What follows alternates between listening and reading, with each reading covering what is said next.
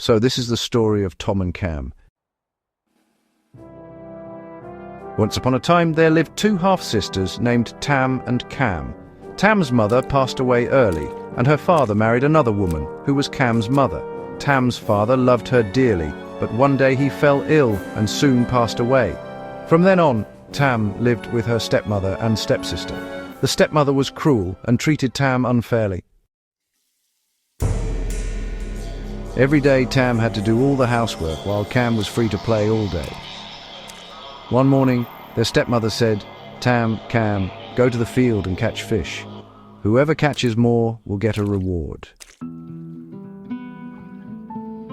Tam worked hard and soon filled her basket with fish, but Cam was lazy and spent her time playing instead. When she saw that Tam had caught a lot, she said, "Sister Tam, your hair's dirty.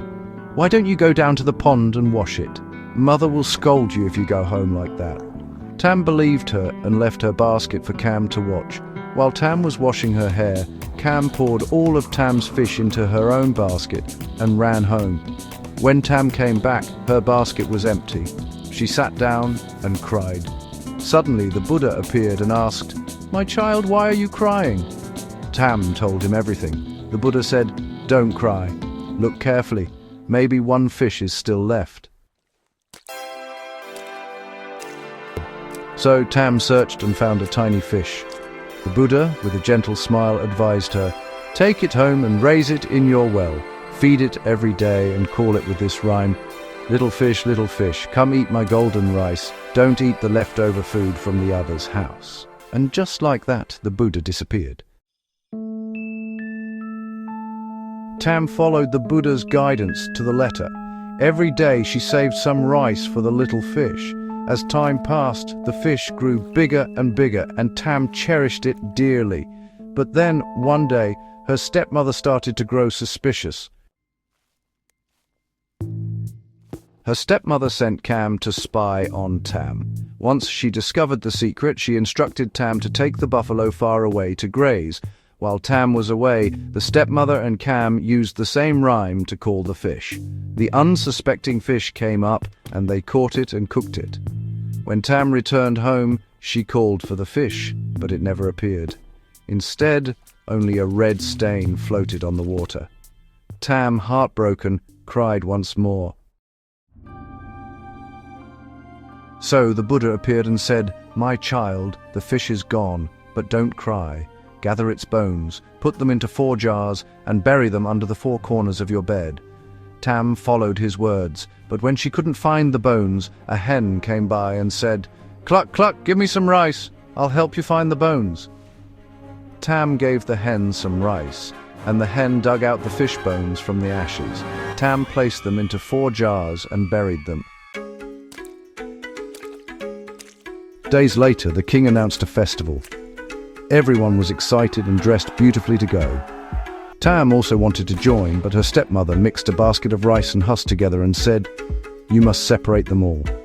Only when you finish can you go." Tam sat down and cried again. The Buddha appeared once more and called a flock of sparrows to help. And in no time, all the rice was separated. Tam wanted to go, but her clothes were old and torn. The Buddha said, "Dig up the jars under your bed." Tam dug them up. In the first jar, she found a beautiful silk dress. In the second, a pair of embroidered shoes. In the third, a tiny horse that turned into a real one when placed on the ground. In the fourth, a golden saddle. Tam dressed up and rode off to the festival. But on her way, she dropped one shoe in a muddy place and didn't notice. At the festival, everyone was amazed by her beauty. Meanwhile, soldiers found the lost shoe and brought it to the king. The king admired it and declared, "The one who fits this shoe shall become my queen." Every girl came to try, but none fit. When Tam came, her stepmother mocked her. Even a royal bell won't ring for her, let alone the king. But when Tam tried, the shoe fit perfectly. She took out the other shoe. They matched exactly. The king was overjoyed and took Tam to the palace. From that day, the stepmother and Cam were filled with jealousy. On her father's death anniversary, Tam asked to go home to make offerings. The stepmother told her to climb a tallow tree to pick some beetle nuts. When Tam was high up, the stepmother cut the tree down. Tam fell into the pond and drowned. The stepmother gave Tam's clothes to Cam and told the king that Tam had died. The king was heartbroken, but said nothing. Tam's soul turned into a golden bird that flew into the palace. One day, while Cam was washing the king's clothes, the bird sang, "Wash my husband's clothes clean and bright. Dry them on bamboo, not on a fence, or his clothes will tear." Tonight, Cam was frightened. The bird followed the king everywhere, and the king grew fond of it. He said, golden bird, are you my dear wife, Heidi in my sleeve?" The bird flew down, perched on his arm, and nestled into his sleeve. The king built a golden cage and cared for it dearly. Jealous again, Cam asked her mother for advice. The stepmother told her to catch and cook the bird. Cam did so and buried its feathers in the garden. From that spot grew 2 tall ara trees. The king loved to rest under their shade. Cam told her mother, and once again she was told to cut the trees down and make a loom. When Cam wove on the loom, it whispered, "Creak, creak, creak, creak. You stole my husband. I'll take your eyes back." Cam was terrified and burned the loom. From the ashes grew a large fruit, a golden apple or so. And one day an old woman passed by and saw the fruit hanging on the tree. She said gently, "Dear fruit, please fall into my basket. I'll only smell you, not eat you." The fruit dropped right into her basket. The old woman brought it home and placed it on her bed. Every time she went to the market and came back, the house was clean and food was ready. She grew curious and pretended to go out. She hid outside and saw a beautiful girl step out of the fruit to clean the house. The old woman rushed in, tore open the fruit shell, and hugged the girl tightly. It was Tam. She took Tam as her daughter. Tam lived happily with the old woman. They opened a small tea stall near the road. Tam helped by preparing beautiful beetle leaves. One day, the king stopped by and saw the beetle prepared exactly like Tam's. He asked, "Who made this beetle?" The old woman replied, "My daughter did." The king asked to meet her, and when Tam appeared, he recognized her immediately.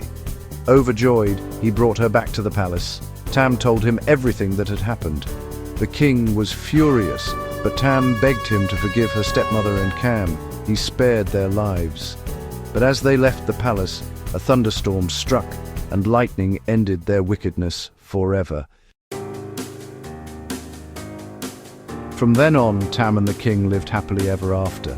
This story teaches us an important lesson. Kindness, patience, and goodness will always be rewarded, while jealousy, cruelty, and greed will only bring destruction in the end. No matter how difficult life may be, those who stay gentle and pure at heart will always find their light. And that's the end of today's fairy tale. If you enjoyed this magical story, don't forget to hit like, subscribe to the Fairy Tale Storyteller channel, and turn on the notification bell so you won't miss any of our next fairy tale adventures. See you again in the next magical story.